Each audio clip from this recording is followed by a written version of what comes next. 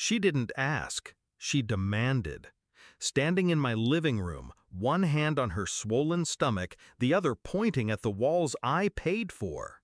"This house should be ours," she said, her voice trembling, not from fear, but entitlement. "You have no kids, no husband. What do you need it for?"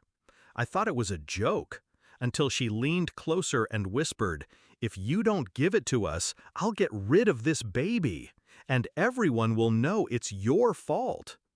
I stared at her, my brother's wife, the woman he swore was kind, delicate, fragile. Now I saw the predator beneath the soft smile. When I refused, she didn't crumble.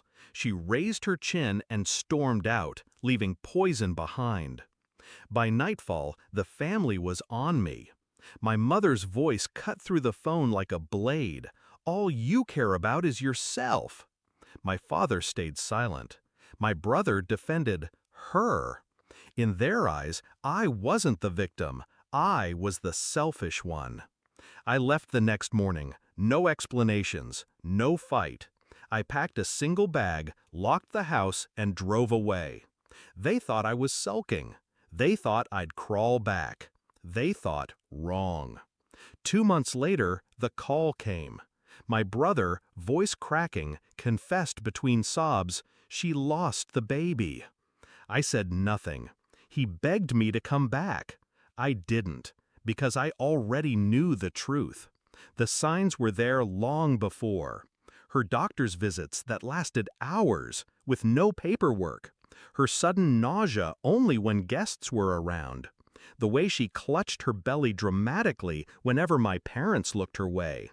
And the silence. Pregnancy was noise, appointments, scans, checkups, but she had none.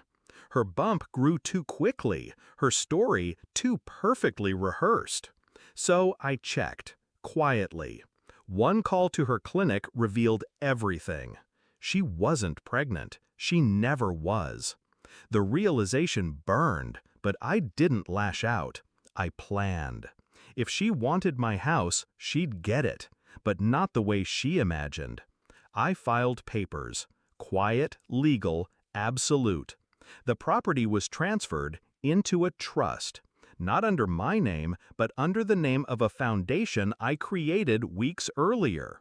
A foundation with strict terms, no sale, no transfer, no occupancy without board approval. And I was the board. The house was untouchable. Then I waited. The miscarriage became her shield. She cried, wailed, clung to my brother, to my parents. She painted herself as a victim, of fate, of me. Until the day my family drove to my house without telling me, planning to move in. The key didn't work. The documents didn't match. And when the lawyer arrived with the foundation papers in hand, their faces cracked. The house was gone. Legally, permanently. I had taken myself out of the equation. My brother's wife turned on him then. In front of my parents, she screamed about broken promises, wasted time, and a future she'd never get. He shouted back, demanding answers, demanding the truth about the pregnancy. And in her rage, she slipped. She admitted it. No baby. Never was. The room fell silent. My mother crumbled. My father walked out.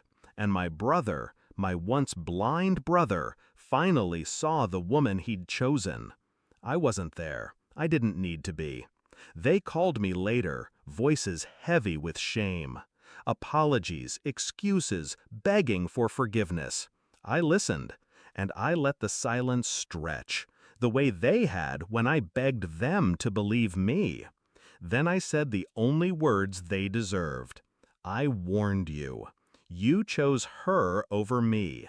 Now you live with that choice. Click. Since then, she's gone, left my brother in debt, humiliated, alone. My parents walk on eggshells, their authority shattered. And me? I sit in my new apartment, smaller, quieter, but entirely mine. No one can take it. No one can twist it. No one can use me again. I think back to that day in my living room.